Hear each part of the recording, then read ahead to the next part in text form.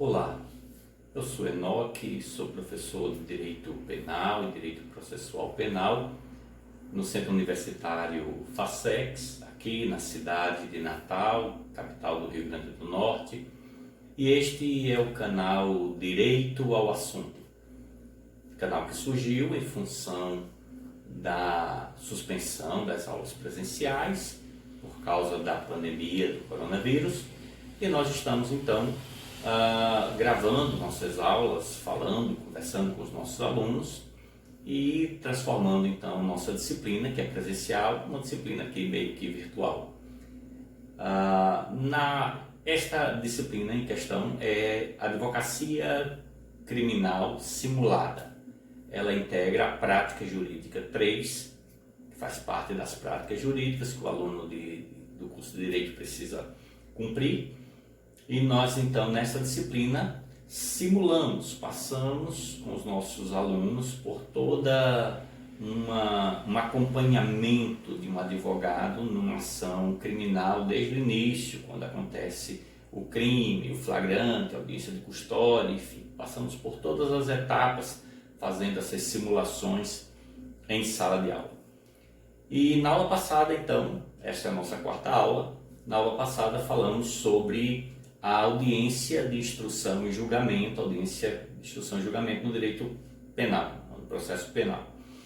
Então, vimos que quando o Ministério Público oferece a denúncia, o juiz, depois de fazer um juízo de admissibilidade, se ele entender que a denúncia preenche os requisitos, ele cita o réu para que o réu responda, o réu oferece então a resposta à denúncia.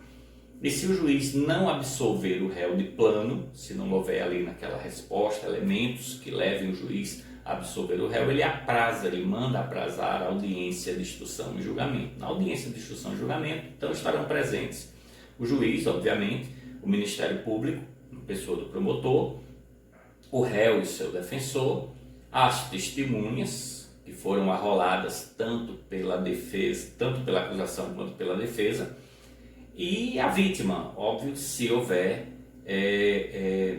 possibilidade, né? Às vezes o crime não permite um homicídio, por exemplo, a vítima não pode estar presente, ela faleceu, foi assassinada. Então, mas quando é possível, a vítima integra também esse grupo de pessoas que estarão na audiência. A audiência de instrução, eu disse na aula passada, ela passou a ser um ato único, uma audiência una. Isso se deu na reforma de 2008, pela Lei 11.719 de 2008, que alterou então a sistemática do processo, e a audiência que antes acontecia em 3 etapas, agora é uma audiência só. Paramos ali e então ficamos de falar sobre os atos, o que acontece nessa audiência então. Então, no dia da audiência, no dia aprazado para a audiência, estando ali todos os que foram intimados para ela, o juiz inicia a audiência lendo a denúncia. Então, reúne todos ali, testemunhas, todas as pessoas na sala e lê. Às vezes, essa leitura é feita no corredor, pelo um oficial de justiça, enfim, para ganhar tempo. E até, às vezes, as pessoas não querem ter contato com o réu. Então, é lido a denúncia para que as pessoas saibam do que está se tratando naquela audiência. E logo em seguida, então, começa aí com o juiz, o promotor, o réu e o defensor em sala de aula, em sala de audiência, perdão. O juiz, então, passa a ouvir a vítima, as declarações do ofendido, da vítima, aquela pessoa que foi vítima do crime. Claro, disse, se houver essa possibilidade. Então, começa com perguntas elaboradas pelo promotor de justiça. Ele primeiro pergunta à vítima o que foi, como é que aconteceu, enfim, ele tem obviamente os autos do inquérito ali, ele vai perguntando à vítima. Em seguida passa ao defensor do réu e o defensor então faz essas perguntas à vítima. E em seguida, se o juiz desejar, tiver dúvidas ainda sobre alguma coisa que a vítima falou, deixou de falar, ele pergunta, obviamente. As perguntas elas são feitas diretamente pelo promotor à vítima. Isso também vai acontecer em relação às testemunhas, em relação ao interrogatório do réu, porque antes antigamente existia o sistema presidencialista da condução da audiência. Então, se eu fosse fazer uma pergunta à vítima ou a uma testemunha, eu tinha que fazer o seguinte: Excelência, eu me dirigia ao juiz e dizia: Excelência, eu gostaria de perguntar à testemunha isso, isso, isso. Aí o juiz virava-se para a testemunha e dizia isso, isso, isso, e a testemunha então respondia. Então a gente não falava diretamente com a testemunha. Isso foi modificado também, e a audiência, as perguntas são feitas pelo sistema Direct Examination. A gente pergunta diretamente à pessoa. Concluída então a oitiva da vítima, a vítima sai, está liberada, e começam a entrar as testemunhas. Primeiro as testemunhas da acusação, depois as testemunhas da defesa. Essa ordem não pode ser invertida sob pena de nulidade. As testemunhas de acusação, o juiz primeiramente pergunta à testemunha se ela é parente do réu, da vítima, amigo íntimo do réu, inimigo do réu, ou se ela tem algum interesse pessoal, interesse dela no resultado daquela audiência. Se ela responder que não, o juiz então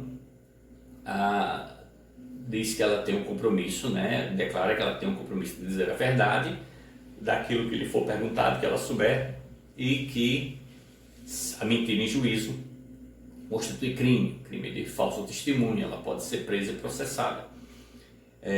Se a testemunha ali tiver algum parentesco, ela então será ouvida como declarante e não presta esse compromisso. As perguntas então são feitas da mesma forma, primeiro pelo Ministério Público, depois pela defesa, e se o juiz quiser, a gente faz também perguntas à testemunha. Nas testemunhas arroladas pela defesa, a ordem das perguntas se inverte. Primeiro a defesa que arrolou, o advogado que arrolou a testemunha, ele faz as perguntas, depois o Ministério Público faz as perguntas, em seguida o juiz. Então esse é o momento de se extrair o máximo do que a testemunha falou, do que ela disse. Quase sempre, não é uma regra, mas quase sempre essa testemunha que está agora em audiência perante o juiz, ela já falou lá atrás no inquérito perante o delegado. Então é bom que o advogado, é necessário, né? Não é bom, é necessário que ele tenha ali o depoimento do testemunho que foi dado na delegacia lá quando o crime aconteceu, para saber se ela não mudou, porque às vezes as pessoas são sugestionadas, passa o tempo, esquece fatos, alteram fatos, porque começa aquele disse-me disse em torno do crime, e a testemunha vai criando às vezes imaginações na sua cabeça e vem e fala uma coisa que não disse lá atrás, ou deixa de dizer algo que foi importante que ela falou, e ali a gente fica atento a isso, perguntando todas essas situações, para que a palavra da testemunha seja o mais proveitosa possível naquela situação. Terminada então a oitiva das testemunhas, se houver esclarecimentos de peritos, esse é o momento. Às vezes é preciso trazer um perito para explicar algum detalhe técnico do crime. Isso não é muito comum, mas é possível acontecer. Também pode haver acariações. Acariação é quando você tem, por exemplo, duas testemunhas ou duas pessoas ali que foram ouvidas que dizem coisas totalmente divergentes, coisas que são completamente diferentes uma da outra. E aí o juiz então pode, a pedido de uma das partes, trazer as duas, colocar cara a cara, daí o nome acariação, para saber ali quem está mentindo e quem está falando a verdade. Feito isso, existe também a possibilidade seguinte de se fazer reconhecimento de coisas, de objetos, ou reconhecimento de pessoas. Às vezes vai levar ali uma testemunha naquela sala espelhada, ela vai olhar as pessoas do lado de lá, vai reconhecer ali quem foi o possível autor do crime, enfim. Ou então objetos, né, que são apreendidos ali, a arma, a faca, a senhora viu, o senhor viu o revólver, que tipo que era, pode reconhecer aqui entre esses objetos. A pessoa diz, o revólver foi esse, eu tive um caso que a vítima disse, o revólver tinha um cabo amarelo e estava lá entre os revólveres que estavam em cima da mesa. Foi esse aqui, eu lembro bem que tinha esse cabo amarelo. Então, reconhecimento de objetos ou de pessoas. Terminou aí, passa-se para o interrogatório do acusado. Neste momento, é interessante se, por exemplo, a vítima ou uma das testemunhas lá disse, eu não quero falar na frente do réu, o juiz manda que o réu seja retirado da sala, não vai constranger a vítima, ela não tem a obrigação de ficar frente a frente, por exemplo, uma pessoa que a quis matar, que a espancou, ela não vai querer ficar frente a frente com essa pessoa. E aí o réu não ouve o que foi dito. Nesse momento, antes do interrogatório, o advogado pode conversar com o seu cliente e dizer, olha, foi dito isso, veja como é que você vai explicar essa situação, a pessoa falou assim, o que foi que aconteceu, enfim, é um momento que você conversa com o seu cliente para que ele então saiba o que foi que se passou ali dentro da sala do juiz. O interrogatório do réu então começa agora pelo juiz. O juiz começa a perguntar ao réu coisas de sua vida pessoal, quantos anos tem, se é casado, solteiro, se trabalha, se tem vícios, se tem filhos, se é viciado em algum tipo de droga, se já foi preso ou processado outras vezes, perguntas da vida pessoal do réu. Em seguida, ele faz perguntas sobre o caso, sobre essa acusação aqui, que você sabe do que se trata, ouviu a denúncia, são verdadeiras, não são verdadeiras, são mais ou menos verdadeiras, o que é verdade aqui, o que não é.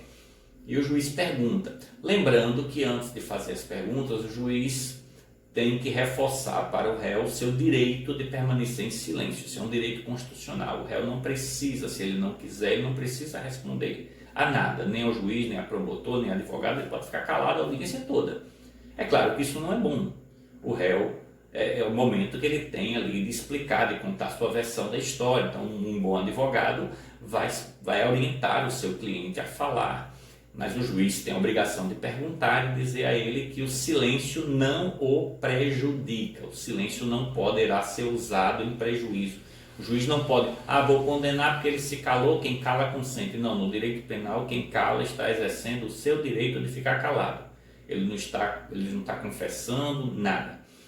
Pois bem, o réu então responde as perguntas do juiz, terminado passa-se ao Ministério Público, que faz as perguntas, e em seguida a defesa faz as perguntas da mesma forma, perguntas diretamente ao réu. Terminado o interrogatório do réu, o juiz pergunta às partes se existe alguma diligência a ser requerida. Às vezes, durante a instrução, ali uma testemunha diz, houve uma pessoa assim que viu.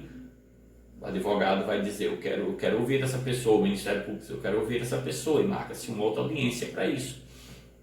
Ou, nesse momento, nesse horário, a gente estava no banco tal, lá tem câmeras.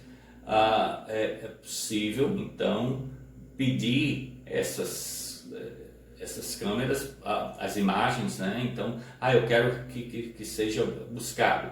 Se houver esse tipo de pedido de diligência, o juiz decide se essas diligências são ou não importantes, e aí ele defere ou indefere. Se ele deferir para a audiência ali, e o juiz diz, olha, defira as diligências tais e tais, cumpridas, abra-se vista às partes para as alegações finais. E aí a gente diz que essas alegações são feitas por memoriais, ou seja, são escritas. E aí cada uma das partes terá, primeiro o Ministério Público 5 dias, depois a defesa 5 dias para oferecer suas alegações finais. Se não houver diligências requeridas e se houver diligência e o juiz não deferir, poderá o juiz optar pelas alegações finais orais. Então passa a palavra ao Ministério Público, ele vai pegar o microfone e vai fazer a sua argumentação final em cima de tudo o que foi visto e pedir o que ele acha que deve pedir. O Ministério Público pode pedir absolvição, pode pedir a condenação por um crime diferente, ou pode pedir e reforçar o que já foi pedido na denúncia.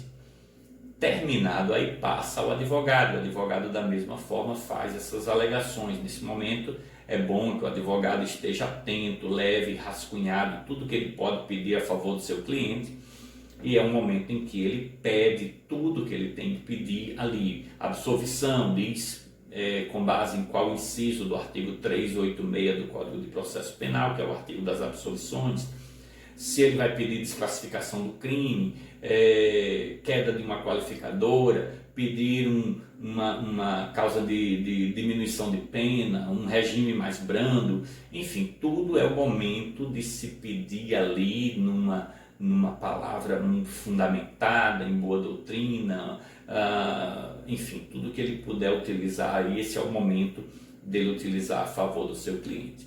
Terminou aí, o juiz então pode proferir a sentença na própria audiência, isso é muito raro, ou ele então terá o prazo de 10 dias, o juiz tem 10 dias para proferir a sentença, que poderá ser então condenatória ou absolutória. Então, são essas o que acontece numa audiência de instrução.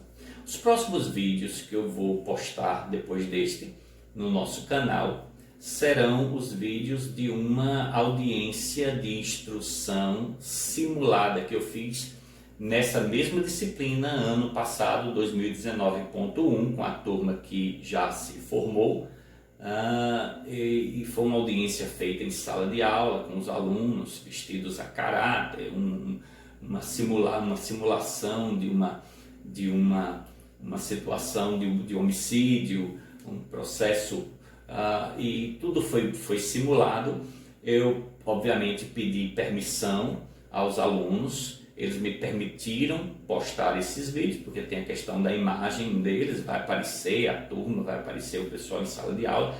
É uma coisa, claro, não é profissional, então não relevem qualquer nervosismo dos alunos, se bem que eu acho que eles foram muito bem para ser uma primeira vez e saber que estavam sendo filmados. Acho que eles foram muito bem, então eu quero de plano aqui agradecer a turma formanda de 2019, né, que se formou em 2019, que eles me permitiram postar esses vídeos. Então espero que você possa apreciar o que aconteceu, ver e entender como é a dinâmica. Nessa audiência eu agi como juiz, né? Então eu, como advogado e professor, eu funcionei como juiz, e ali tivemos promotor, assistente de acusação, tivemos 2 defensores, o réu, testemunhas, enfim, foi uma audiência bem produtiva, bem interessante. Então, assistam os vídeos seguintes e até a próxima aula.